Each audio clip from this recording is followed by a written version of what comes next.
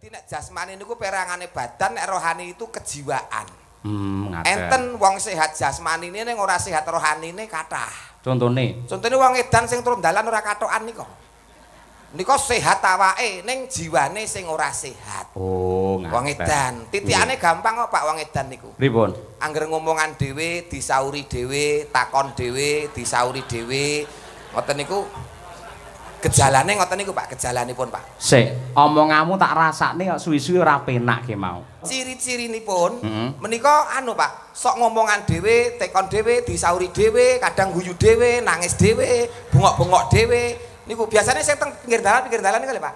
Iki ya pinggir dalan ning sawah pancen iki ning kono ki ya dalan. Maksudnya pinggir dalan gede mriko Pak. Tak akoni nuwun sewu wiwit jam 09.00 tet mau aku wis omong dhewe, bengok dhewe, nangis dhewe, tak sauri dhewe, guyu dhewe. Tegese sampean madake dalang karo wong edan. Wedok tuh harga diri ya Pak Yayok nggih. Leres. Nangke orang mau kenal terus disayang tinggal lunga, kenal disayang tinggal lunga.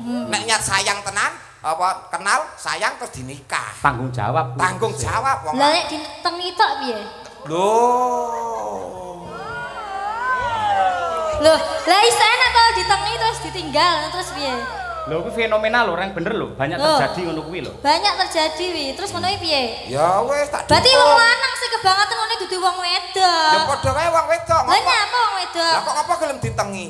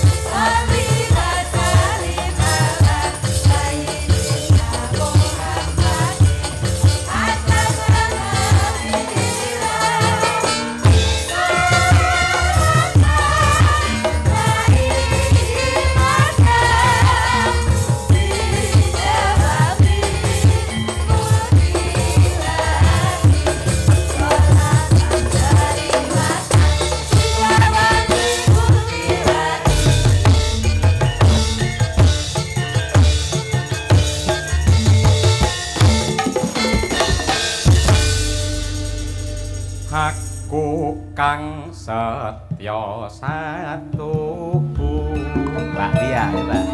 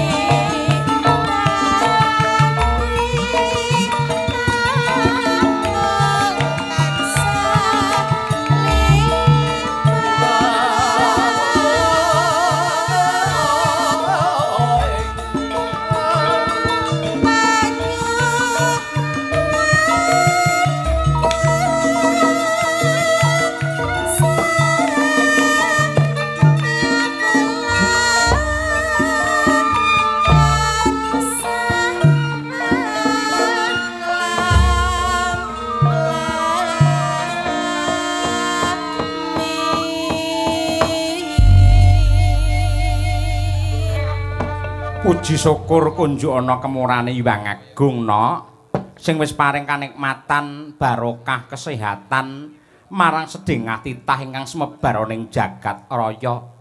Iya mak iya. Ripalungguhan iki sajeg jumblek aku dadi cangik, kowe dadi limbuk. Wayangan nggone piyayi sing kagungan kersa istimewa kaya ngene iki lagi sowan ana ing laladan ngimput Purwosari Mbabatan Ponorogo. Mosok. Adate piyayi wayangan yen ora bersih desa ya mantu utawa sunatan utawa Agustusan. Ya. Iki beda. Bedane piye? Merga iki tasakuran ulang tahun pernikahan emas anggene bebrayan ya kuwi Bapak Suwito karo Ibu Mariati. Alhamdulillah isih diparingi atut runtut reruntungan sing wis menikah selama 50 tahun nyatane piyayi kalih tansah pinaringan seger kewarasan, muga-muga iki bisa nular marang awake dhewe sumrambahe kabeh para warga masyarakat ing wewengkon Ngimput Purwosari Mbabatan. Amin ya rabbal alamin. Kaya ngene iki. Piyayi pernikahan Mas kok nganti wayangan iki sebabe piye? Manut pangandikane Bapa Suwita iki wis dadi tradisi, dadi adat wiwit saka leluhure mbiyen kok nok. Dadi budaya iki mulai leluhur dan sebagai ungkapan rasa syukurnya kepada Tuhan Yang Maha Esa. Oh, ngono. Mbuh kuwi ulang tahun pernikahan perak utawa emas, sak gaduking nalar, sak kadaring lampah ora kudu wayangan.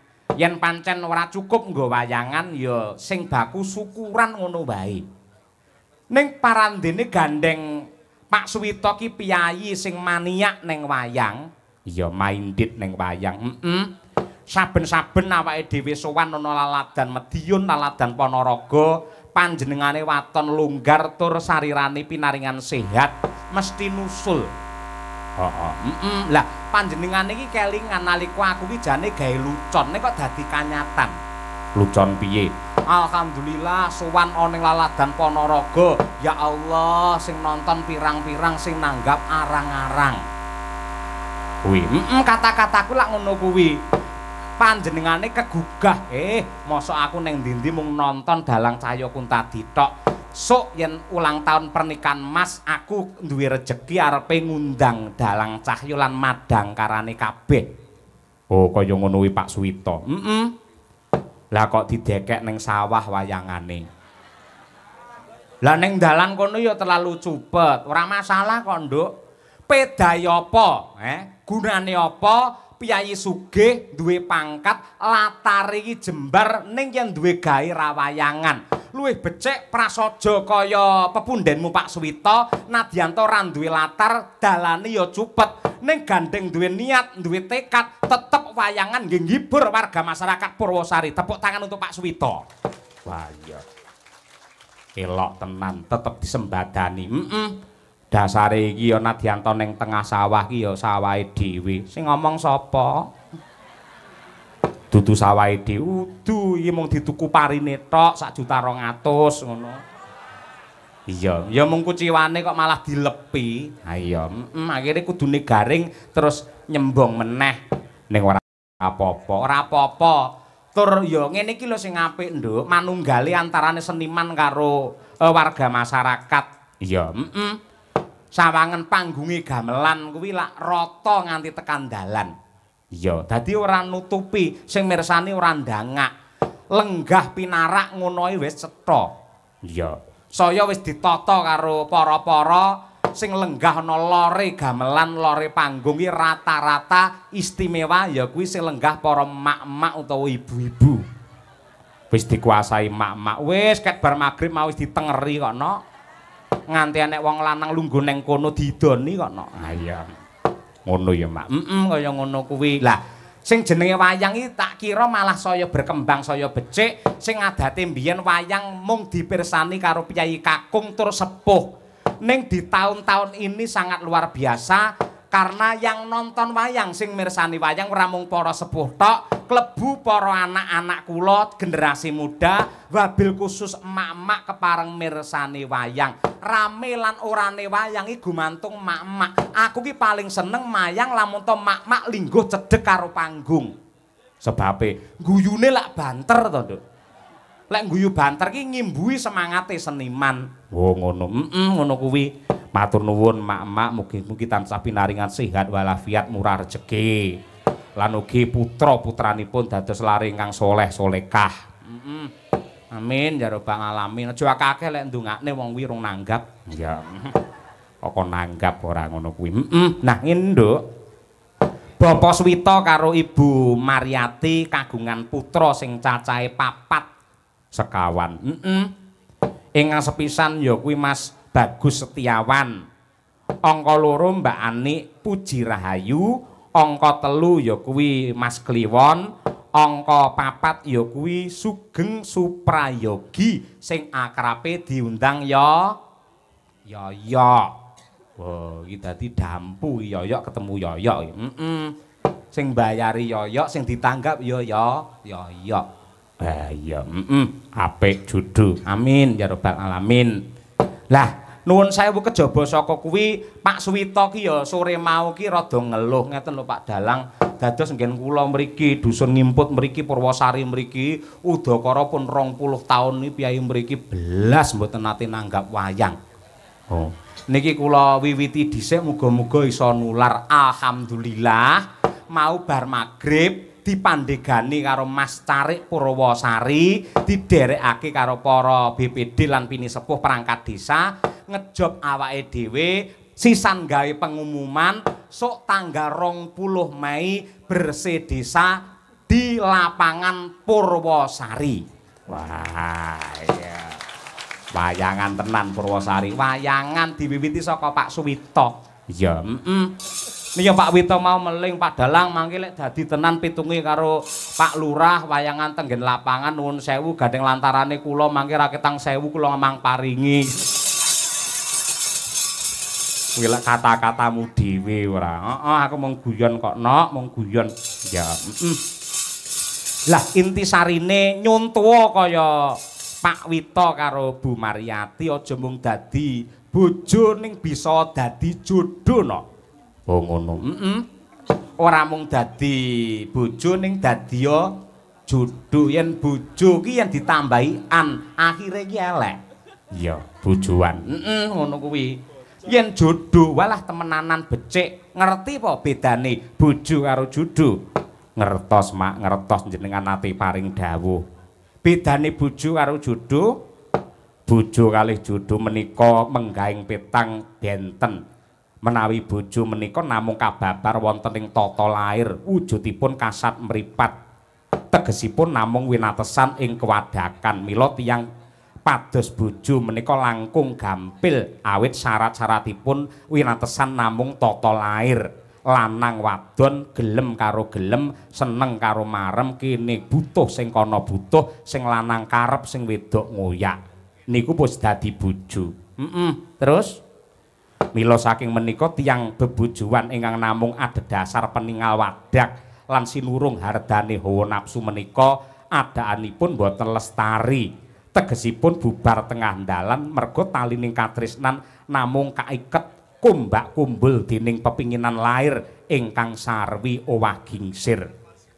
Kuwi bojo nggih. Yen jodoh menika dunungipun mapan wonten ing batos ingkang tulus ati ingkang resik tinuntun dening roh suci. Mila saking menika rehne menungsa mboten wonten ingkang sampurna pramila bab jodoh kalian bojo menika Gusti ingkang nyipta jagat ingkang wenang nemtokaken. Bebasan dipun aling-alingi Gunung Pitu, Segara Pitu yen tetela sampun kinudrat dados jodoh tinuku sarana laku mboten badhe kirang margi, Ma. Oh iya bener. Dadi ora mung dadi bojo ning jodoh kaya Pak Suwito kuwi ya nok. Nggih, ingkang sae kados mekaten. Mula didongake, dipujekke mugi-mugi keluarga ageng Bapak Suwito, Ibu Mariati, putra wayahipun sedaya wiwit ing ratri menika ngantos pungkasaning jaman tansah manggih hayu lan rahayu durga mendak kala sirna yuwana basuki tansah pinaringan sehat lahir batin pinaringan panjang yuswa rejeki ingkang melimpah ruah kebak ing barokah pinaringan tentrem lahir batin keselamatan donya tekan akhir Allahumma amin. Hasbunallah wa ni'mal wakil.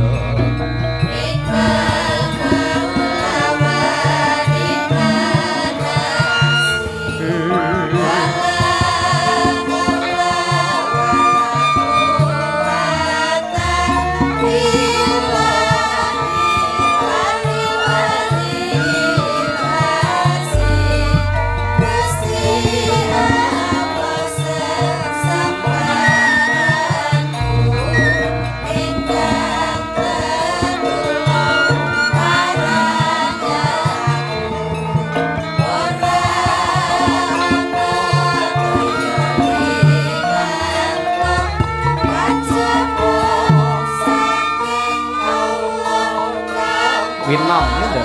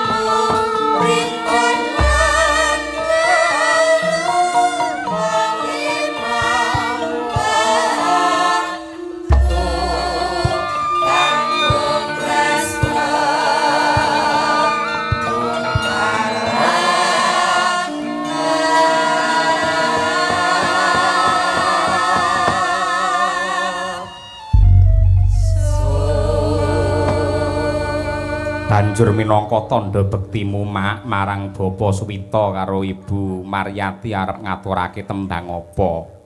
Sing klasik luwih dhisik larase pelok patete barang. Ngono. Tembange engko sarung jagung ning ben dibawani dhisik dening Ibu Sukesi Rahayu. Oh ngono. Kaya mengkono kuwi sadurunge nembang ayo Bu Kesi matur nuwuna karo Pak Suwita, Ibu Maryati dongakno supaya panjenengane widodha sempulur. Ya. Monggo Bu. Sugeng dalu. Assalamualaikum warahmatullahi wabarakatuh. Saestu dalu menika kula remen sanget lan trenyuh ningali kawontenan keluarga besar Bapak Suwita kalian Ibu Maryati ingkang dalu menika genep usia pernikahan ingkang ping 50 tahun. Ulang tahun pernikahan Mas. Muga-muga ulang tahun pernikahan Mas iki iso numusi ning awake dhewe ya, Pak. Muga-muga awake esuk ya iso nganti 50 tahun kaya Bu Maryati ngono lho, Pak. Insyaallah. Lah piye ya ora ngerti lho sok lakone piye. Ya nyuwune pancen ngono ning ora wani janji iki streaming kok. Lek nganti didatane wah Bu Kesi mbiyen karo Pak Cahyo kok yang ngene romantis. Bak esuk akhire piye kan dhewe ora ngerti ya to Bu Kesi. Mbuh. Nggih amin Bu Kesi amin. Nggih, pramila dalu menika kula badhe ngaturaken tembangipun napa? Sarung jagung. Sarung jagung. Dipun bawani napa mboten? Ya komplit sak bawane pisan ngono kuwi. Banipun monggo saged dandang gula banjet saged utawi asmarandana nderek kalian Bu Kesi. Kula niku manut kalih panjenengan merga kula pun kondang dalang sing paling wedi karo bojo nggih kula niki. Iya, Pak. Loh, pancene kedangaten Pak Dalang. Iya ta. Wong rumah tangga menika yen wong lanang mboten manut kalih bojo niku bahaya. Bojo lanang kedah manut kalih bojo wedok. Mergo lek mboten iso-iso mengke iso napa nggih? Wong lanang ra duwe wedi akhire ya aneh-aneh ngono iku. Lah, kula niku nggih saestu niki dalu niki. Ibu Maryati menika saged menguasai bapakipun ngoten niku. Iso menguasai. Mula tembangi sarung jagung. Ngapa kok ngangge sarung? Nuwun sewu, sarung itu adalah simbol kejujuran. Njaba njero padha. Saiki iklan Bu Kesi. Nuwun sewu. Iklan kopi kapal api kayak ngapusi. Jare kapal api dibuka ora enek kapale. Nggih. Oh ta ngono kuwi. Cap 3 roda kae. Bareng dibuka kae bak nyamuk njero enek rodane. Sing jujur ki ya kuwi sarung. Cap gajah duduk. Buktine sarung dibuka enek telalene, ya ta? Wis, cek ombak. Inggih pemanasan Pak Gareng lho. Ayo. Ayo ngono kuwi. Asmarandana Bu? Nggih. Nggih, monggo, nggih.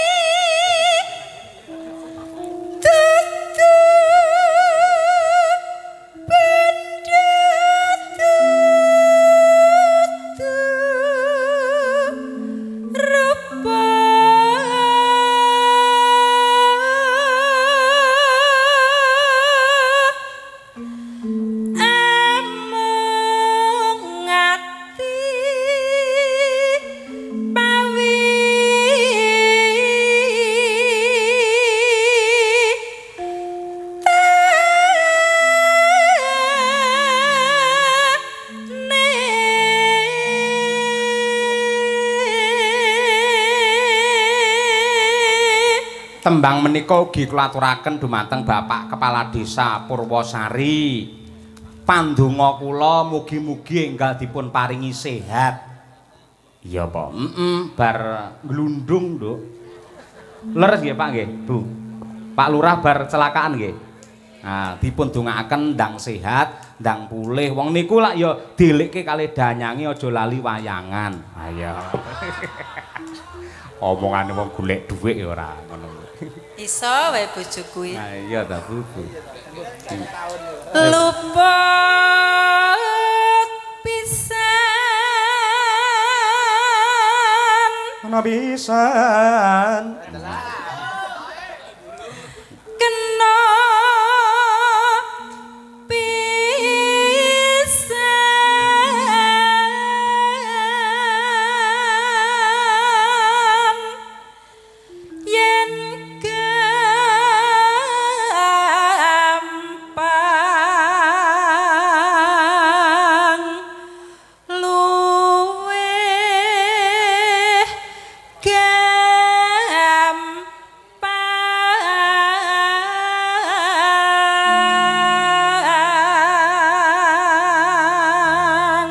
ugi kula aturaken minangka tandha sungkem pangabekti kula dumateng para kiai ibu nyai pengasuh pondok pesantren Nglaladan Ponorogo wabil khusus ing Pondok Wali Songo Ngabar. Iya, sing winginane Kiai Ihsan diderekake karo Kiai Jainul tindak ana ing Jaten Karanganyar. Pondok Wali Songo sing biyen sering wayangan lan off bertahun-tahun. Insya Allah wayangan meneh besok tanggal 4 Juli. Wah iya. karo ngeterne Brahma ya. Ning kono ning Pondok Wali Songo. Iya. Mangga Bu. Yen angel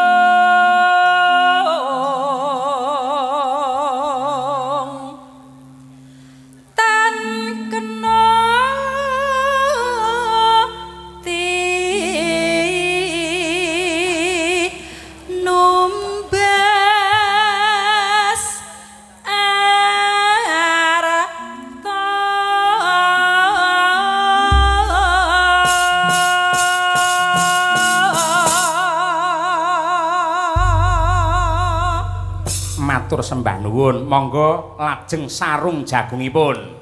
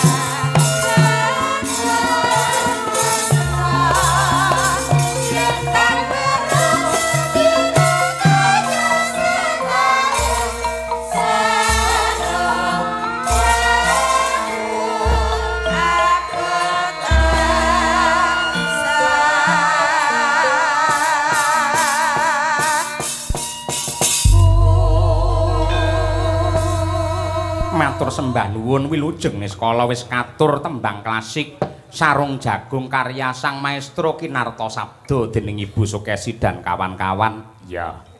Nanjake pelawake ya, Mak. Tebih saking Wonogiri. Mas Gareng Tralala. Wah, ya. Saiki pindah Wonogiri. Wis suwe, Nduk. Biyen neng Palur terus pindah neh neng Sukoharjo terus Wonogiri. Pokoke anggere dioyak kredit pindah kono. Wah, ora nyepelekke piyai laris kok. Serampatke men jumeneng Mas Gareng Tralala. Wah iya. Monggo, Cok. Yo. Mas Gareng jumeneng. Oke, serampat. Yuk.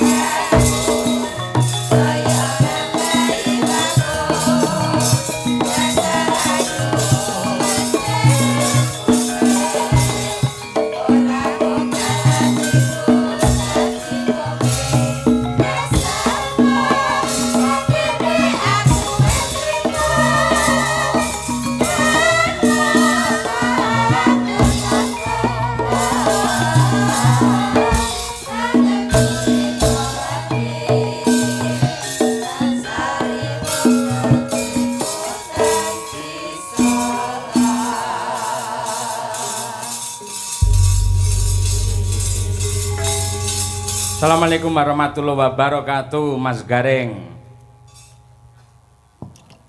Waalaikumsalam warahmatullahi wabarakatuh, Pak Dalang. Alhamdulillah, sehat nggih Mas Gareng? Awit donga pangestu Pak Yoyok kula sehat walafiat jasmani rohani, Pak. Alhamdulillah. Jasmani karo rohani enten bentene to bab kesehatan. Benten. Bentenipun? Sehat jasmani niku perangane badan. Nggih. Nek rohani niku tentang kejiwaan. Oh, ngaten. Jenengan yen kon milih salah siji, pilih sehat jasmani apa rohani? Nggih, kabeh Pak nek entuk milih. Kon milih salah siji kok kabeh. Ya nek salah siji penting sehat rohani. Oh, iya. Dadi pamane mripate tetep kira, tangane ceko, sikile gejik ngoten mboten masalah nggih. Ora masalah. Sebabe ora masalah. Ya sing penting lak sehat rohanine, Pak. Oh, iya. Niku lak fisik, nek fisik niku iso diobati, iso ditambahke. Nggih. Nggih, ning nek rohani niku ya iso ditambani, iso diobatke ning rodok suwe. Rodok suwe. Beda kok, Pak. Nggih. Dadi nek jasmani niku perangane badan, nek rohani itu kejiwaan. Ngaten. Enten wong sehat jasmanine ning ora sehat rohanine kathah. Contone? Contone wong edan sing turun dalan ora kathokan nika. Nika sehat awake ning jiwane sing ora sehat. Oh, ngaten. Wong edan, titikane gampang kok Pak wong edan niku. Pripun? Angger ngomongan dhewe, disauri dhewe, takon dhewe, disauri dhewe. Ngoten niku gejalane ngoten niku Pak, gejalanipun Pak. Sik, omonganmu tak rasakne kok suwi-suwi ora penak ki mau. Lha pripun ta Pak? Sing ngusulke teng Pak Wito, Pak Dalang mangke pelawake sinten Gareng Tralala kemawon. Sing ngusulke kula. Paling mboten teng mriki jenengan lak ngunggul-ngunggulne kula. Nggih Pak. Lah kok madake kula wong edan. Lho, mboten madake Pak. Anu mboten Pak, niki kula mah bahas gejala-gejala wong sing sakit jiwa niku lho Pak. Lah iya wong sakit jiwa ki ciri-cirine pripun mau? Ciri-cirinipun menika anu Pak, sok ngomongan dhewe, tekon dhewe, disauri dhewe, kadang guyu dhewe, nangis dhewe, bengok-bengok dhewe. Niku biasane sing teng pinggir dalan niku lho Pak. Iki ya pinggir dalan ning sawah pancen iki ning kono ki ya dalan. Maksudnya pinggir dalan gede mriko Pak. Tak akoni nuwun sewu wiwit jam 09.00 tet mau aku wis omong dhewe, bengok dhewe, nangis dhewe, tak sauri dhewe, guyu dhewe. Tegese sampean madake dalang karo wong edan. Mboten. Sakniki kula nyuwun pirsa Pak. Pak edan mboten? Mboten. Lah ya wis ora edan kok ngamuk ki ngopo? Senes niku Pak. Enggak, Nes beda ya. Iki edane wong golek duit beda Pak. Gen mau lho kula niku lak mriki lak rada bingung nuwun sewu delalah jenengan ngomongke wong edan teng Alfamart nika lho nggih nuwun sewu sanding terminal terminal nika Pak nggih nggih delalah pedhok karo wong kula takoni Pak margi dateng daleme Pak Wito niku pundi buh daleme pundi ora ngerti mboten ngimput dusun ngimput niku pundi Purwosari ora ngerti ngono kuwi. Lah bake bareng tak telesih-telesih dikandani karo bakule Indomaret kono niku wong edan ngono kuwi. Ah niku. Sampeyan ngerti ora? Ora ngerti. Lah iya padha edane iki niki. Mau lho. Sik wong edane apa pripun Pak? Wong edane apa? Tak takoni ning Indomaret. Indomaret apa to Pak? Heeh. Daleme Pak Wito ngertos, ora ngerti. Ngerti. Nggih. Margi teng ngimput ngertos mboten Purwosari. Ora ngerti. Ngono kuwi. Sampeyan ngerti Mas Gareng? Wong edane Pak? Sampeyan iki ngerti ora? Ora ngerti. Lah iya. Titenane angger wong ditakoni kok muni ora ngerti tegese edan. Berarti bengi iki Gareng Nggih mboten niku mawon Pak, titikane kathah. apa? Wong edan nek ditekoni sok ora paham Pak. Kok ora paham? Contone kaya nyun pangapunten kaya snack ngeten niki mawon. Heeh. Niku wong edan niku ditekoni iki apa? Ora ngerti Pak. Monggo jano niki emping. Niki napa? Sosis. Mboten ngerti wong edan niku nggih mboten ngerti. Monggo niki asline jenenge sosis. Heeh. Lah nek ngeten niki napa Pak? Ora ngerti aku ya. Lho tunggale niku berarti yo. Berarti aku karo kowe rombongan. Nggih Pak rombongan edan ngoten Heeh. mawon Pak. Gareng Edan edan, tenggene- galange ya melu edan. Melu edan. Berarti ya sindene melu edan. Ngerti dalange edan, dagelane edan kenapa kok disindani? Dhek melu edan berarti. Yo berarti ora mung sindane ora dalange ora dagelane. Lah sapa? Pengrawite niku nggih edan ben kocluk.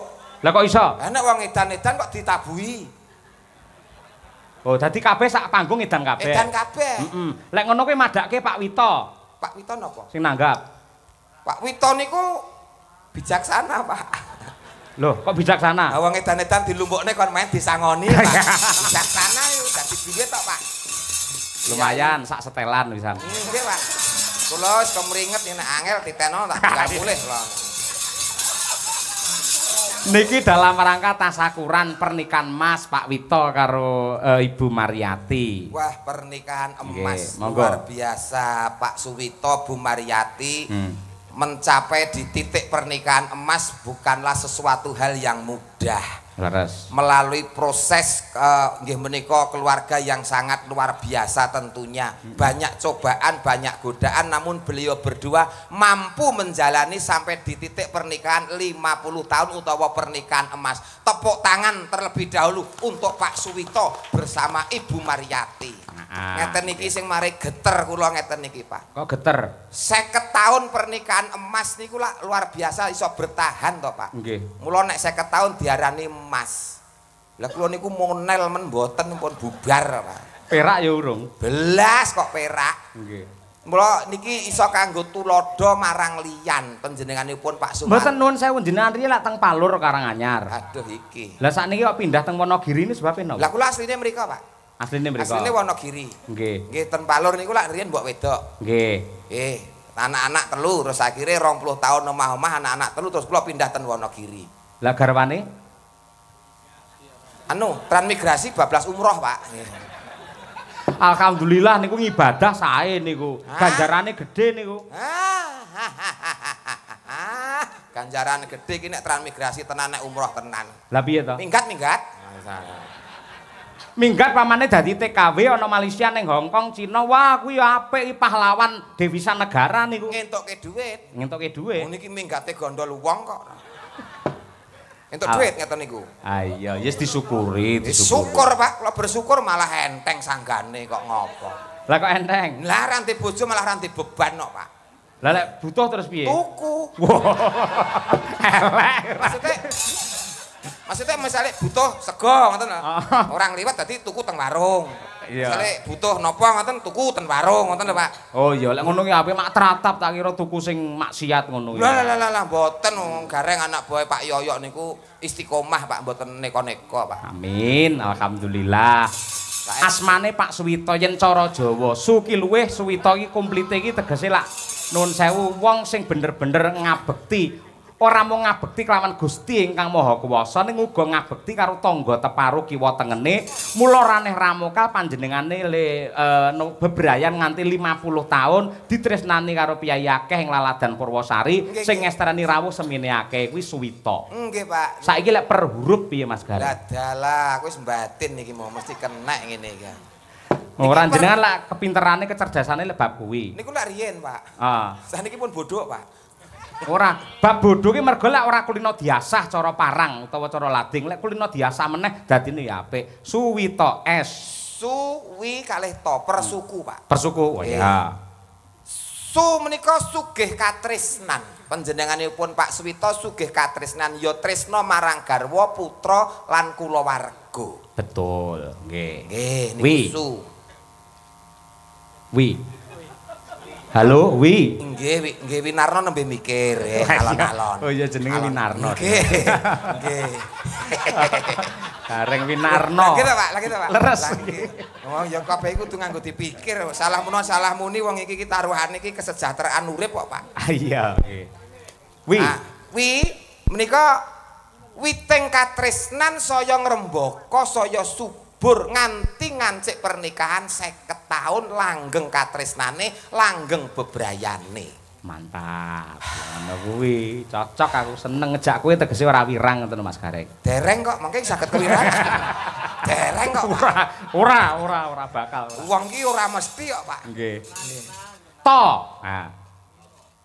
To. Nah. To. Tondo iki sing diarani keluarga bahagia sejahtera sakinah mawaddah warahmah sing iso kanggo tepa tulodo anak lan putu-putu lan kabeh para kulawarga. Iya, nggih. Aja marem dhisik wong bebojoan lak kakung karo putri tegese Pak Suwita karo Ibu Mariyati. Mariyati mati tenan iki.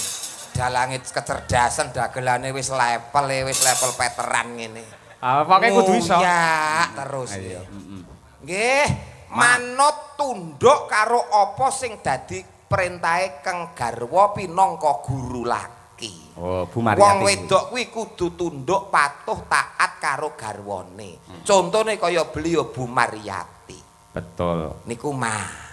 Rina wengi mung ndedonga amrih lestarine kulawarga mulyane anak lan putu. Ya. Alon-alon. Yakin apa sing diusahake, apa sing diprihatinke bakal nuwuhke kautaman kamulyan kanggo keluargane. Terakhir pi. Sik to, Pak. Wong karo siji Dik. Iya alon-alon. Nggih. Tibane syukuran wayangan ditanggapke syukuran pernikahan 50 tahun ditanggapke dalang kondang Ki Cahya Kuntadi alias Pak Yoyo. Iya, kanthi dagelan ora mesti Pak nek wengi niki gareng tralala. Nek ndek ini gareng pacitan. Iya. Berarti apal men. Pajane mengikuti ora. Mengikuti wong kula ki fene Pak. Kalau kuwi ngefan nek kalih Pak Yoyo niku ngefan kok. Ning pancen mboten kok terus saingan secara tidak sehat niku mboten. Nek kedah saingan sehat. Mergo gareng sakniki lak kathah. Gareng Semarang wonten, gareng Purwodadi enten. Gareng Pacitan wonten. Mojiroji. Nggih, terus Mojiroji enten. Nggih, kathah sanget. Enten. Adu keterampilan. Nggih. Nggih, kabeh niku nut kadewasanipun, Pak. Nggih. Ngoten dados nggih menawi kula mengke damel wirang Bapak sak kanca nggih nyun pangapunten. Nggih. Ning jenengan minggah panggung sandanganipun kados mekatenipun kula marem. Tegese wong mirsani percaya diri Mas Gareng. Nggih, duwe. Lek nun sewu ira-iran ngen dhuwur terus ngen klambi jarik mboten masalah. Jenengan satu-satunya dagelan yang memakai gelang emas di kanan dan kiri. Longko lho golek dagelan ini. Nggih lho Pak, wong jenengan piyambak ingkang ngendika nyambut gawe iki sithik entuk sithik akeh ya tetep dicelengi, ditabung lak ngoten to Pak. Syukur nggih. Niki kula tumbaske mas-masan ngetokke. Dadi apa sing dadi dawuh Bapak ki kula estokke ngoten lho Pak. Niki asli kok Pak. Asli Mas nggih. Asli semprotan, Pak. Niki nek pun kena keringet pun nanya teng selekit ngoten niku. Lho niki separo pun biru lho, Pak niki, Pak. Wayang ngelapi nek mboten dilapi niku ten kulit barang melu ireng ngoten niku. Mbok sing sembodo wong awan bengi tanggapan terus ngono kok ya. Estu niki lho, niki pun enten gudike. Badhe bibit gudik pripun? Nggih. Kula golekne kanca Mas Gareng. Nggih, kula manut, Pak. Nggih, Mbak Birgita Ayu. Ayo, iki ana pamundhut. Assalamualaikum warahmatullahi wabarakatuh. Waalaikumsalam. Selamat malam Pak Dalang. Kula Mbah Untung sing Mbau Reksa. Apa ki? Gogo Kalang Timur. Kula nyuwun lagu Sesideman kula aturaken dumateng Pak Suwito. Matur nuwun Pak Dalang. Wah nggih. Ya Nduk, Birgita Ayu coba kaya apa men jumeneng tukung. Ayo coba. Yuk.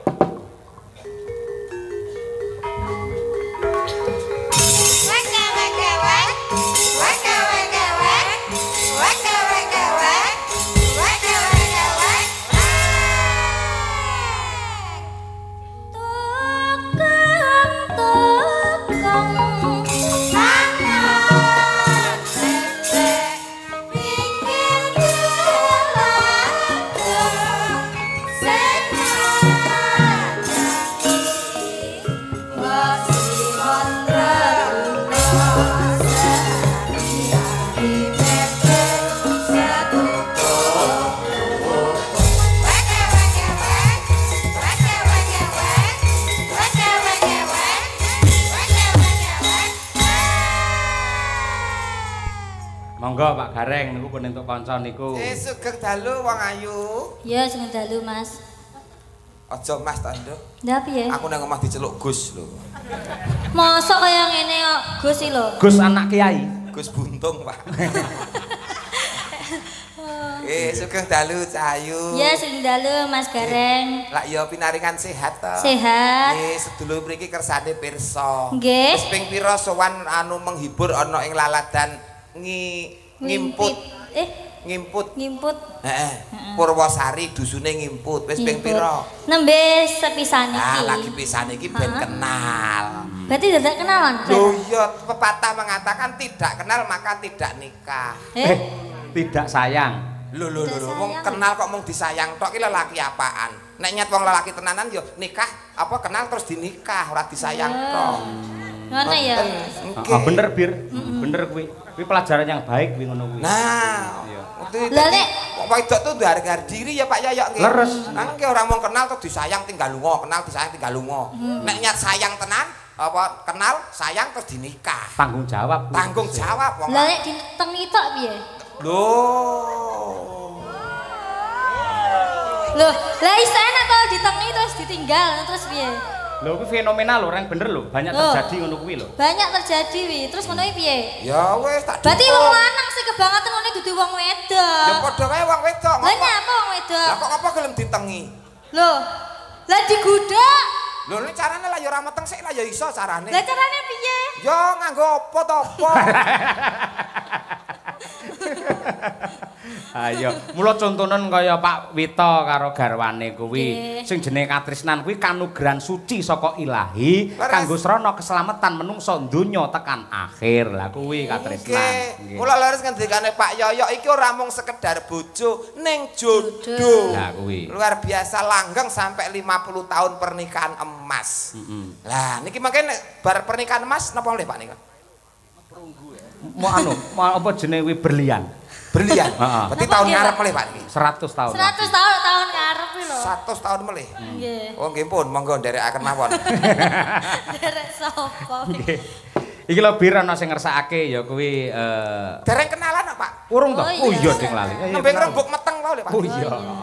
Kenalke kalih sedulur-sedulur wonten ing Ngimput desanipun Purwosari. Sari. Nggih. Tuku pandan karo kayu. Perkenalkan saya Birgita Ayu Pak Bu. Alamate ngendi? Kula aslinipun Kediri Jawa Timur. Isih sekolah apa wis ndek bojo? Mboten sekolah tapi dereng gadah bojo. Maksudnya wis lulus. Oh, Maksudnya wis sarjana. Sarjana seni. Ning urung duwe bojo. Dieling-eling. Apa? Engko nek kenal kudu disayang terus nikah, ora entuk meteng. Dieling-eling. Dieling-eling. Iya, iya. Eling-eling. Aku wajarane ya. Oh, tenan, Nduk. Kok garing kon ngajari dhek remuk malah kon ngajari ora. Nggih. Sasideman bir. Oke, Pak. Nggih, bawa ya apa? Sak bawane men digatekke karo Pak Gareng. Sak bawane, Pak. Nggih.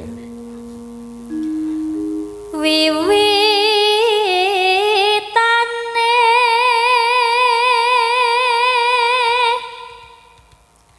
anderek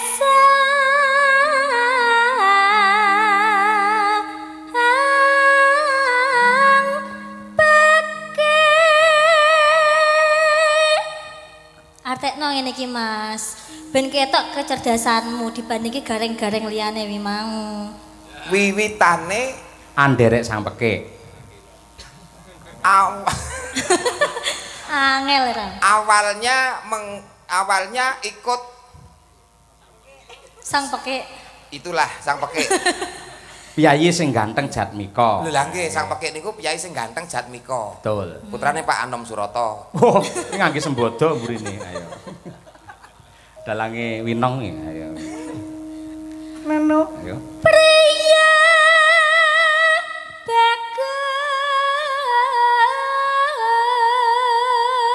bagus kang ngolah budaya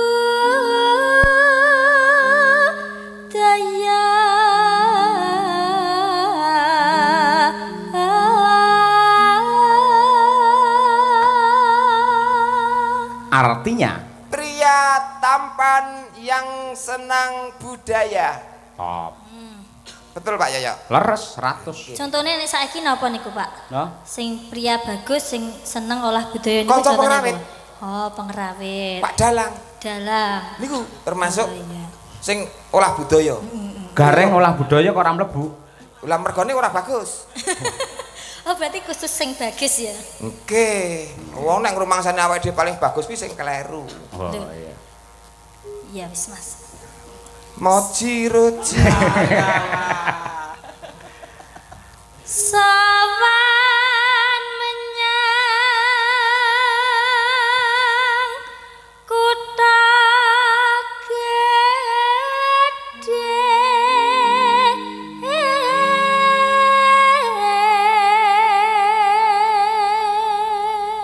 Artinya Datanglah ke kota besar. ya. Wah, aku angger rapal ngono ngleling kok, Pak.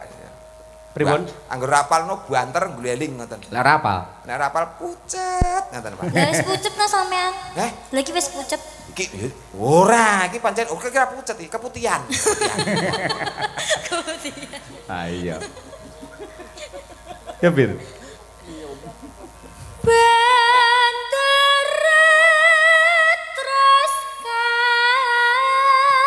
kayung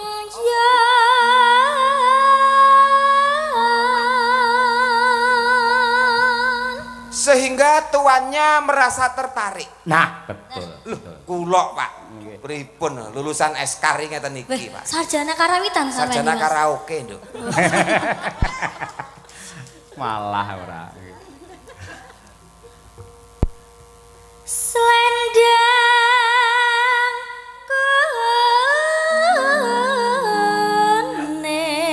kuning kang saking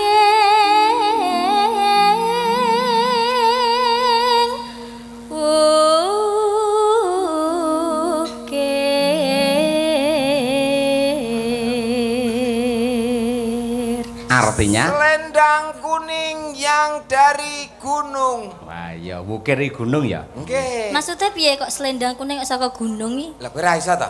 Ora mudeng ta kowe? Gak mudeng piye kok? Waduh, ngene nek ora ngerti takon karo sing ngerti, Nduk. Nggih. Piye? Takon bir.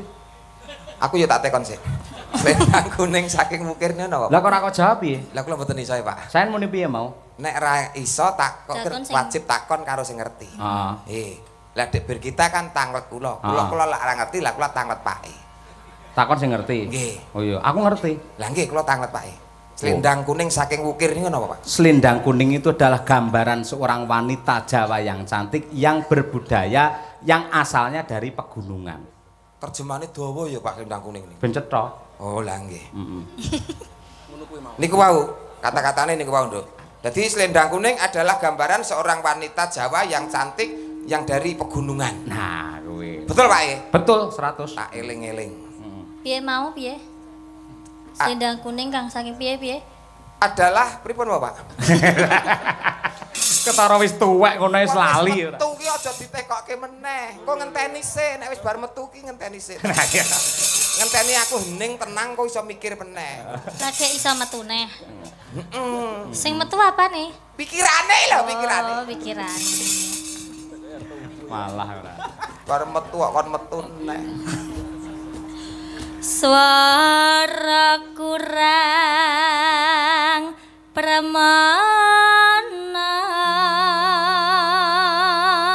Suara kurang begitu jelas. Ya. Ning wasesa ngungrum.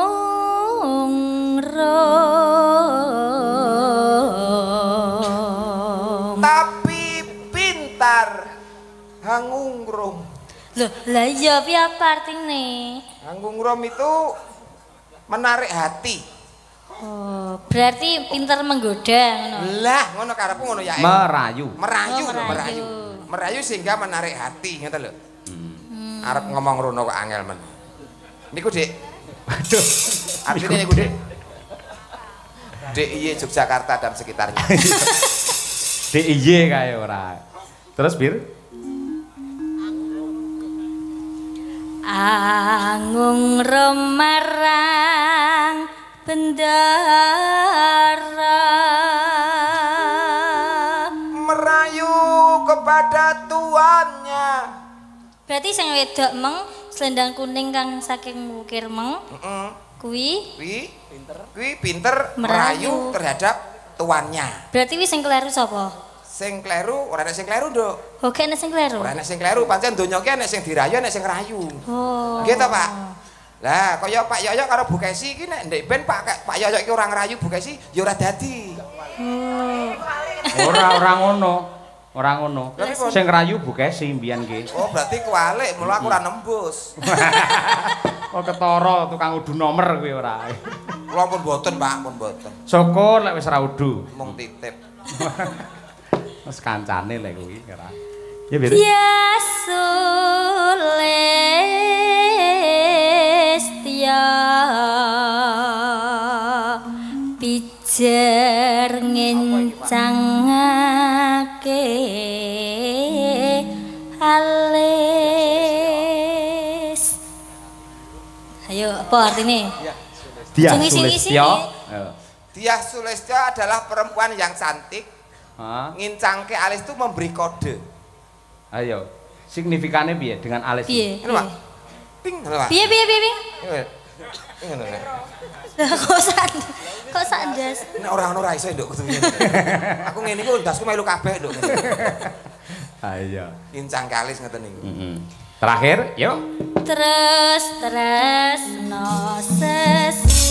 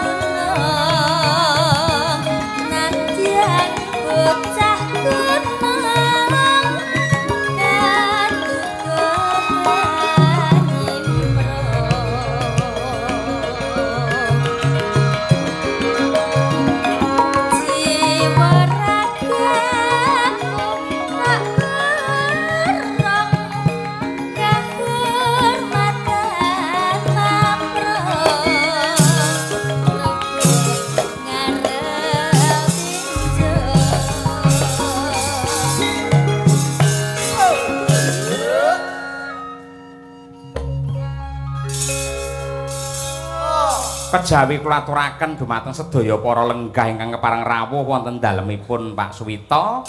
Ugi kula aturaken dumateng para kadang para bolo-bolo ingkang kepareng monitor lumantar streaming Kuntadi Channel. Wah ya lumayan akeh ya. Kaya ngono ki matur nuwun katresnanipun para subscriber Kuntadi Channel. Ya. Ya ndak, Bir? Urip ana kutha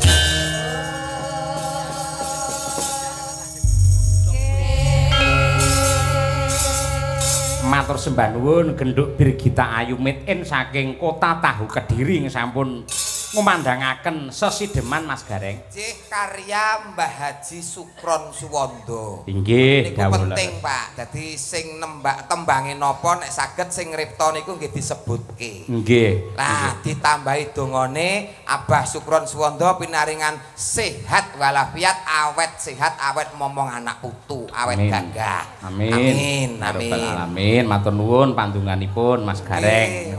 Alhamdulillah nggih. Nggih. Lah menika malah babar pisan mboten dugamana. Kala wingi menika sampun syukuran wayangan piyambak sesarengan kalian Bapak Bupati Madiun Pak Hari Wuryanto. Lah kok ripalungguhan samangke Bapak Wakil Bupati terpilih Madiun Bapak Dr. Purnomo Hadi kepareng rawuh wonten dalemipun Bapak Suwito Mas Gareng. Wah, luar biasa. Tondo yekti menika Bapak menika nyawiji kalian warga masyarakatipun lahir lan batine. Nggih, mongko niki benten kabupaten lho mongko niki. Lha nggih. Nggih mergo niku nggih dawuh jenengan leres mergo pancen piyai merakyat, semedulur dasare ya Pak Wito niku pancen piyayinipun grapyak kancane akeh. Leres sugih sedulur. Nggih. Nggih. Panjenenganipun tasih teng Lebet napa sampun ketinggalipun longgar? Oh, taksi. Oh, sampun longgar. Nggih. Alhamdulillah. Sampun siap. Nggih, menawi longgar nuwun sewu dumateng pepunden kula Bapak Purnomo Hadi. Mriki pinarak wonten ing pepanggungan paring dawuh kangge nentremaken swasana lan paring pangestu panjurung dumateng Bapak Suwito sak keluarga. Sik. Bapak Purnomo Hadi, ciri khasnya Madiun panas-panas melaku. Mangga, yuk diaturake, dados.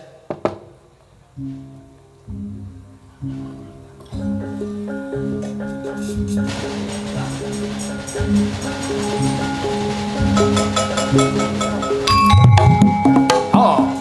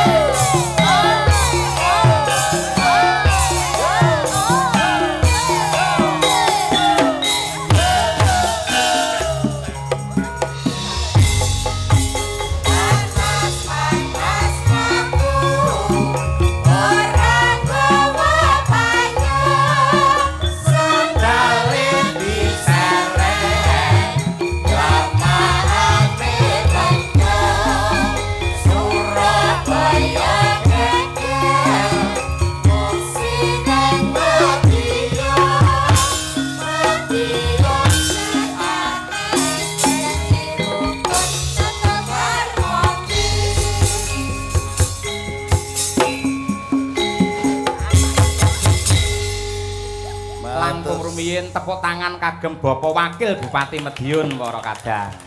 Matur sembah nuwun Mas Galang Mas Cahyo. Jane seminggu lak wingking nika jane pun kepanggih kok ya diunggah neneh to Mas Gareng. Mboten dados menapa Pak niki tandha yekti bukti tresnane Pak Yoyok kalian panjenengan Pak Purnomo. Paling-paling bedang dalang neng Madiun paling. Walah mboten salah niku Pak. Mboten salah Pak. Matur sembah nuwun Mas Dalang niki mugi-mugi Pak Suwito kali Mbak Pariyati niki dados contoh tauladan katen kita sedaya nggih. Amargi bebrayan niku kedahe nggih sing harmonis. Mila saking menika mangke muga-muga sedaya mawon contonen ora sah pernah satru-satrunan. Keluarga niku gek keluarga sing harmonis. Terus nek saged niku nggih yo rabi iki pisan ae Mas Gareng sampean. Pisan mawon nganti kukuting Yoswa, Pak. Yo kedahe nggih ngoten. Ngoten nggih Mas. Jenengan nuturi kalih Gareng niku pas. Mergo niku pun pindho le rabi. Kira yo meh tambah neh. Wah, mboten Pak. Sudah capek, Pak. Ya kebetulan ora neng sing gelem Mas saya. Ning mboten kok krana Mas Gareng niku nakal, ning pancen nggih lelakone kedah mekaten. Ya, sok ganteng. Nun? Sok ganteng. Oh, sok ganteng. Iya, gek dhuwit jane ya ora pati duwe. Mboten. Duit nggih pas-pasan, rupa ya pas-pasan. Delalah kok ya masalahe ten kula lak ngoten Pak. Lah nggih ya akeh sing dihapusi ngono lho. Monggo Pak, monggo Pak. Pak. Niki luar biasa lho Pak Purnomo Hadi, Wakil Bupati Madiun ning Sonjo utawa Tetile utawa Serawung kalian warga masyarakat wonten ing Ponorogo Pak. Luar biasa. Niki Mas tegese punya hati merakyat tidak membeda-bedakan. Kaya beliau Pak Purnomo Hadi menika. Luar biasa. Ning hati-hati Pak Purnomo, anggere dagelan omongane kados ngoten niku ngati-ati. Mergo wajahe pun mboten kaya garing malih kaya kotak amal niku. Ketingale ngoten Mas saya. Mboten wong menawi bapak niku mboten usah nyuwun niku bapak pun pirsa. Ya ta. Nggih. Alah Pak, ora usah isin-isin. Mboten Pak, mboten saestu pun kurang cukup Pak, pun kurang cukup pun matur nuwun. Nggih.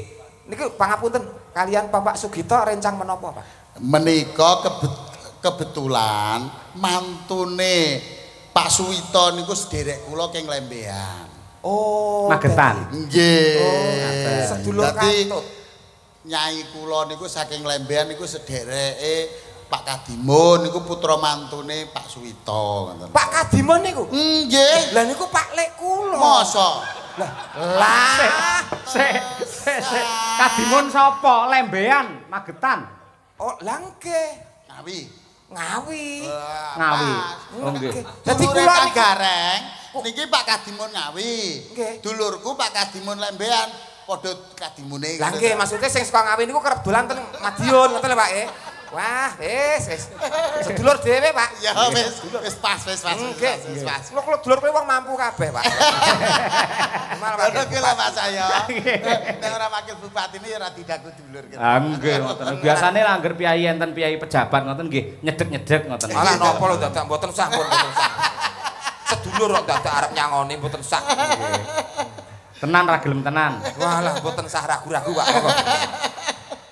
Malah nggih. Badhe kepareng nyekar napa nembang. Nyekar ki mayite sapa kok nyekar? Nembang. Nembang ki aluse nyekar ngono lho. Tapi nek kula niki amargi wau mun krawitan sedaya Mas Jaya. Nek kepareng dangdutan ngono piye ki ya? Aja meneh kok ndangdut, Pak. Pak nek mung rombongan Pak Yoyok niku krawitan oke, campur sari oke, pun dangdut oke. Yasinan menoke kok Pak. Alhamdulillah. Tegese niku dididik agama luar biasa kali Pak Yoyo. Alhamdulillah. Penting keluargane sakinah mawaddah warahmah. Monggo Pak, monggo. Amin. Monggo. Kono sing do sakinah ya kono, monggo. Oh. Nggih. Pokoke penting niku golek wong ayu. Lintang asmara kagem sederek. Wah, wis ganti ta lagune Pak. Wah, biasanya jambu alas kok lagi. Munggah nang Lintang Asmara. Apal wong kula sedulure, Pak, sedulure. Monggo, Pak. Ya iki Nduk sing warga anyar iki Mbak Mutiara ya asmane. Pangapunten Pak Yoyo. Nggih. Napa mboten kersanipun Bapak anu ingkang ngersakaken piyambak ngoten kemawon. Bapak biasane kan pekewo. Oh, pekewo ya duwe. Wah, aku nyepakne iki loro ku ya nggo awakmu tok. Lah, nggih lah ya kene iya nek ora ndang-ndang ya. Ya Nduk, jumeneng ngancani Pak Wakil Bupati lho. Iki spesial lho. Nggih nyuwun pangapunten Lintang Asmara kagem panjenengan sedayanipun. Nggih. Wong ayu tresna mukinarya tamba susandra ning batinku. Sedap dipaske kalih larasipun. Remenane langsung niki. Ronon? Remenane langsung. Oh, ampun kemrungsung Pak, ngangge pemanasan. Puas Nek kanjane. titik suwantene sae Pak nih sampeyan. Sae. Tur apal Lintang Asmara suwantene kong. Wah. Biasane karaoke-ne ten pundi, Pak? Mare konangan Kang Gere. Monggo sarengan Pak Wakil diaturake yo. Lintang Asmara. Nggih. Semanten, Pak. Yuk. Monggo, yuk. Wong ayu tresnamu kinarya tamba susandra ning batinku. Ayo Nduk. Asli Nduk. Wong bagus tanpa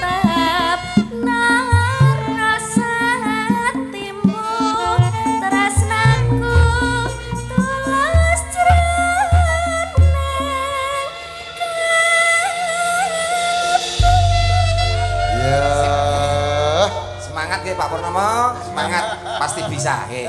Sudah tahu peraturannya, Pak? Cobi disebut nih peraturannya nopo? Tidak boleh pukul bagian dada. Pas. Monggo Lintang Asmara bersama Pak Wakil Bupati Pak Purnomati. Nyacos. Oh.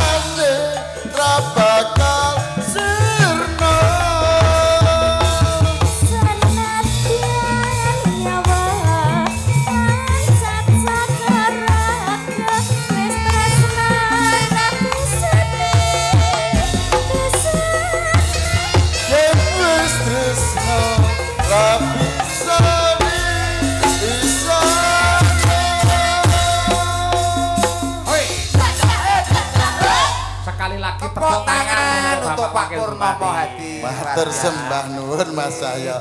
Yo Jan, ngajengi keluarga Purwosari niki rasane wayem. Nggih, nggih. Estu to, Pak? Saestu. Lah pripun? Jan yo gredeg. Pindah Purwosari mawon pripun? Yo aja akeh dilantik dadi wakil bupati Madiun kon pindah. Nggih, mriko tetep mriki nggih tetep ngoten, Pak. Penting Mas Gareng kaya awor karo Mas Gareng ayem. Ayem, Pak. Awor wong mampu niku ayem. Tiara wis salim kali Pak Wabuk dereng. Dereng. Sungkem. Tenan niki engko pokoke tinggal. Napa niki? Lho, wong jeneng Gur sungkem, Oh ya Allah ya Allah ya Allah.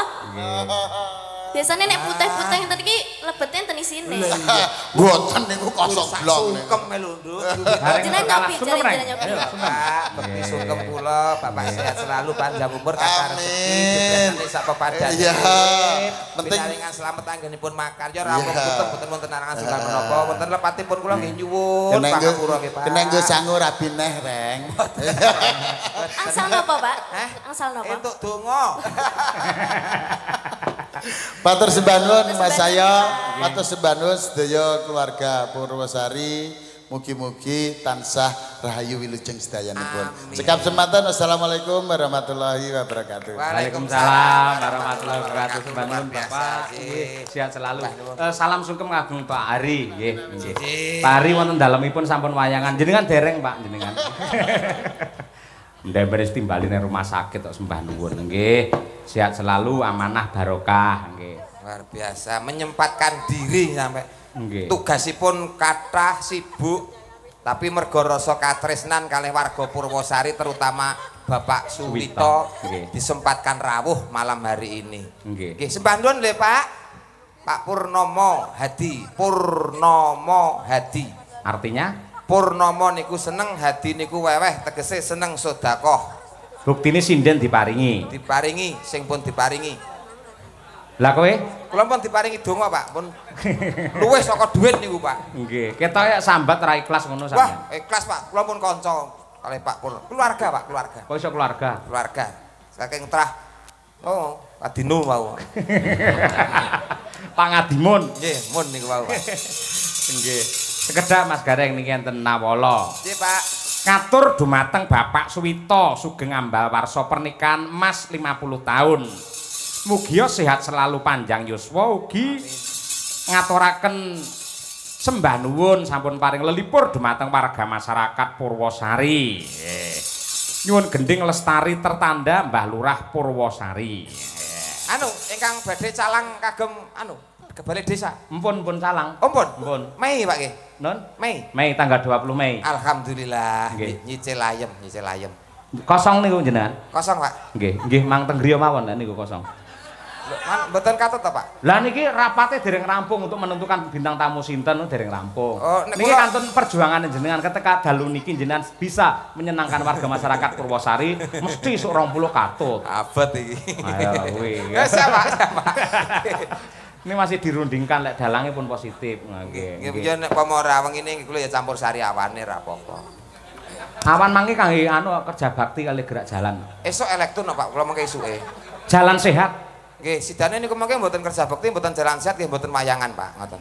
Lha maksude? Sisan ngen padha sing ora mangane, Pak. Ya aja mutung ngono kok ya. Melu, Pak, melu kok.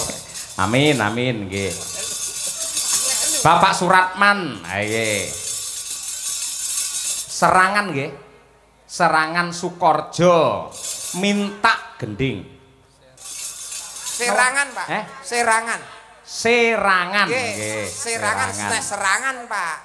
Nggih. Lah iya. Iki jane wis enek tandane aku sing kleru sing maca. Lho lah nggih. Serangan. Nggih. Senes serangan. Lah bedane apa? Beda, Pak. Lek serangan itu adalah suatu anu agresi militer itu namanya serangan. Heeh, lek serangan. Serangan niku nggih, menika nama desa, Pak. Nama desa. Oh. Dong ora? Ora dong aku. Nggih. Teraki musik. Nggih, ngersakaken sambal kemangi Roro Jonggrang. Sekian, terima kasih. Sembah nuwun, sembah nuwun. Iki Lestari, ayo Nduk, Winong Nawangsih karo Mbak Tri Hastuti coba kaya apa. Wis siji-siji saiki ganti loro. Monggo Mbak Winong kalian Mbak Tri Mbak Tri Astuti. Nggih, nggih. Nah. Kagem sepot, Pak. Sinden Madangkara piye? Sae Pak, sip-sip, Pak. Ah iya. Iki gendut tiara iki cah kok Narga ta, Nduk? Sampeyan ndi dalam? Dalam enten. Nggih, leres saking Badekan. Oh, Badekan. Cah Badekan. Mau sanjange warga anyar padahal kula pun pribumi mriki lho. Oh. Maksudnya anyar nang Madangkara. Nggih. Oh, nang Madangkara anyar. Nggih. Oh, ya betah ya, Nduk, nang Madangkara. Lah napa kok ngoten niku lho? Ya kone bagus-bagus kok. Wis kejen lho. Ya. Bagus-bagus enem-enem sedaya ngoten. Madang karo iki nek yoga yo apa tuwa langsung diyasinke kaya. Yo ora kaya. Nggih. Pak Edalah nggih. Nggih. Asmane Pak sinten? Pak Marsudi. Oh, jeneng. Gusti Allah delondong Marsudi ya iki. Kenapa? Masyaallah Tenar, Reng. Lah halah. Jenengmu si sapa ndok kae? Sinten Pak Mau? Tiara. Tiara? Mutiara. Gusti Allah, Mutiara nek Marsudi. Iki bapak, Nduk. Loh, iki to, Pak? Marsudi lak mung meneruskan perjuanganku. Ora. Lah bapak ya nyangoni kok. Lagi. Nyangoni mondot. Lagi golek. Aku ora mbok kepakmu ora apa-apa.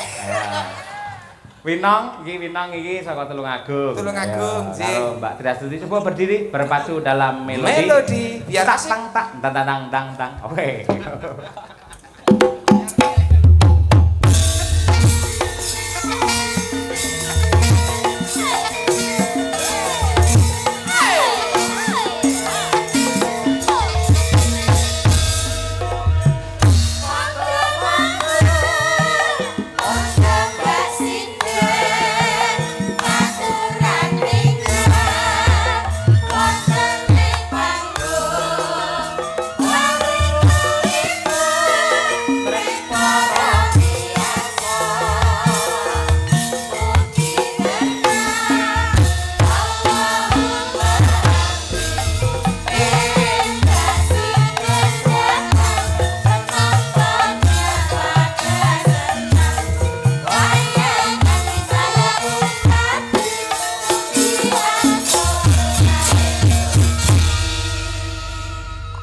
Cara buah apa Pak Gareng?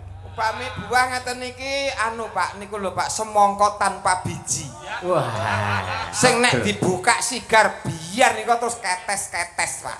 Nu semangka tanpa biji. Ora usah disigar niki nyawang tok mawon kula pun ketes-ketes. Lah iki genduk putrane Pak Marsudi iki cara. Anake Marsudi niki apel Pak. Apel Washington. Wah, sing abang kae. Abang. Nek dibuka abang terus pur ngoten niki Pak. Oh iya. Mbak Birgita cara buah. Birgita niki gandeng dhuwur dawa niki jenenge pisang. Australia. Iya. Bu Kesi, awas elek tak kaplok kowe. Bu Kesi cara buah apa? Bu Kesi menika upami buah sing paling mahal. Apa kuwi? Nggih menika anu Pak, duku ingkang saking Amerika diblaster kalian Jerman, kalian Polandia, kalian Blasterane kok akeh men iki. Pokoke sae to, Pak. Nggih. Bang Mulir Ranggo ndas pokoke blasteran Ambon karo kepok anak-anak kluthuk ya kuwi. Oh, niku lak blasteran nggih. Lek Mbak Tutik cara buah. Aku. Lah, niki buah sing nggih kesehatan, Pak. Apa kok? Pace. Sik tak urus. Nek pace iki ada istimewane lho menurutku. Enak istimewane enak. Walaupun dia itu ketoke diambu ki sengak ora enak. Sengak jane ra enak. Aja meneh kok diambu, dicedhaki wis kudu mungkuk-mungkuk kok. Pace iki. Iya, tapi nek dibelah itu ada bijinya. Ireng-ireng kae. Oh, ireng-ireng cilik-cilik kaya nik. Pringkil-pringkil ngono. Tapi kae enak lho. Kecing kae tak wonge. Apa wis tau ngambu? Pace lho, pace. Oh, pace. Ngono lho gumunku kok codot ya doyan gondol iki lho gumunku. Sampeyan ya tau mangan to pace, kepepet. Alah ora. Mergo kuwi ning iki khasiate nek nggo obat. Asam urat, darah tinggi, kolesterol. Ngangge niku pace niku. Moringa kalah karo kuwi. Nek mboten sembuh baru ke bio moringa. Aja dijujuk kondangan.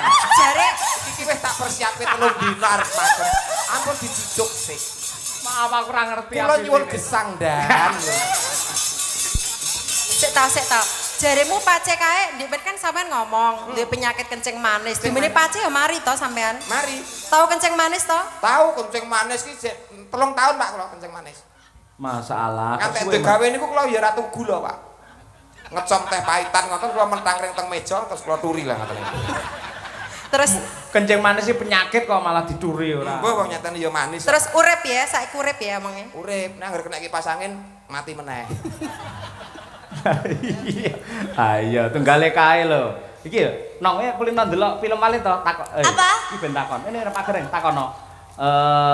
Walid nak Dewi boleh. Takonono. Wis pokoke Walid nak Dewi boleh ngono wae. Sing piye to iki? Wis ta pokoke. Kowe ngono kuwi. Nah, wong tuwa ora ngerti.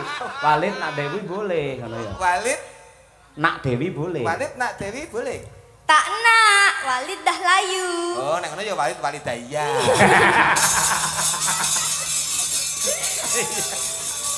Heeh. Coba Lestari mundhut saka Iki sing piye to Pak niku?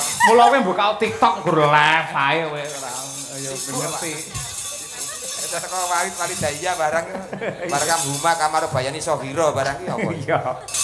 Nggih. Pamundhut saking Bapak Kepala Desa Lestari semoga terjalin kerukunan yang hebat penuh dengan gotong royong warga masyarakat Purwosari selalu lestari. Oke. Purwosari beda pendapat ora pegat. Betul. Purwosari beda penemu ora padu. Leres. Purwosari beda pilihan ora bakal rusak sing bebrayan. Tepuk tangan warga masyarakat Purwosari. Wah, gareng ngelem tanggal 20 ben dijak. Kudu Pak, nek mboten dijak nusul. Oh, ngeyel kula Pak. Siapa sing membayar?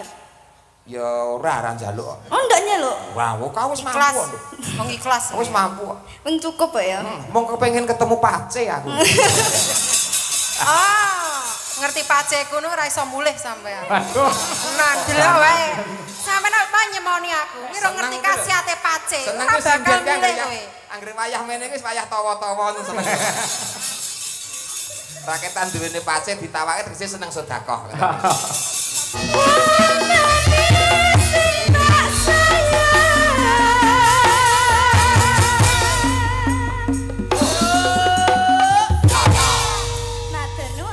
Terima kasih Genduk Winong Mbak Tri Hasuti. Mas Gareng. Dawuh Bapak.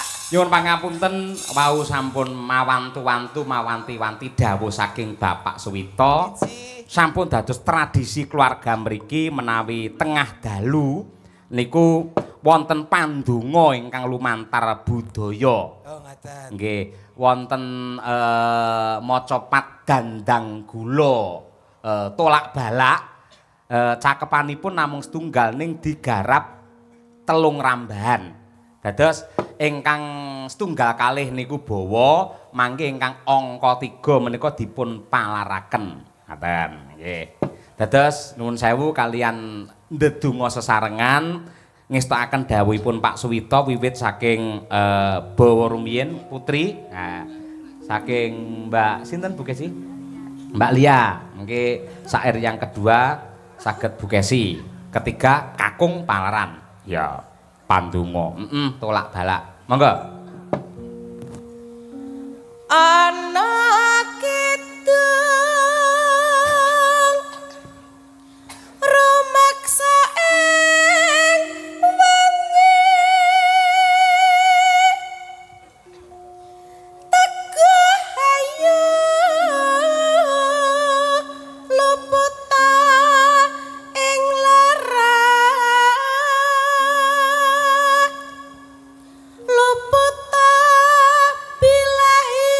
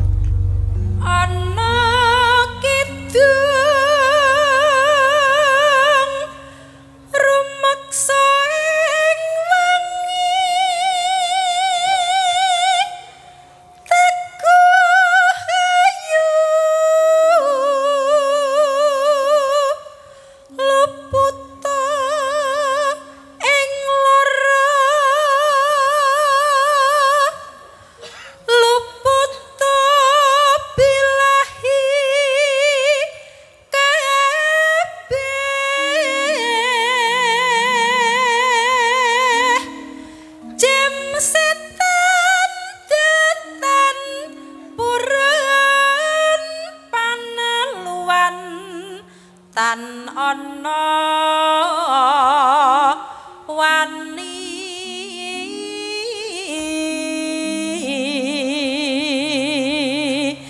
miwah panggawe Allah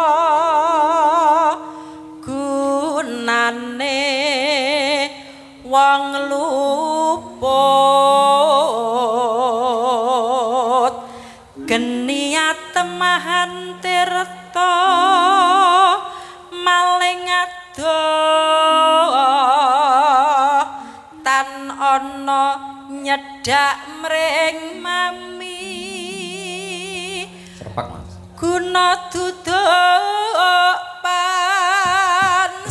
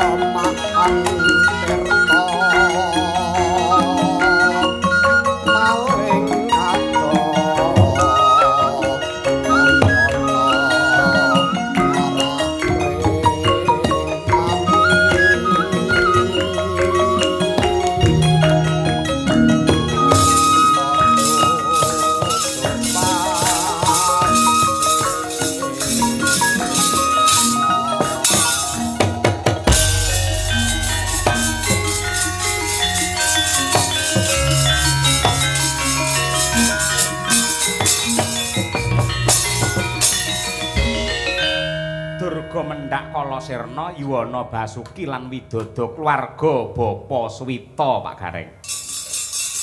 Nggih, saged istirahat langkung rumiyin mangke bacut nggih gara-gara. Iya, Tak dherekake Mak. Yo, ripalungguhan iki magita-gita bebarengan. Ayo Mak, yo.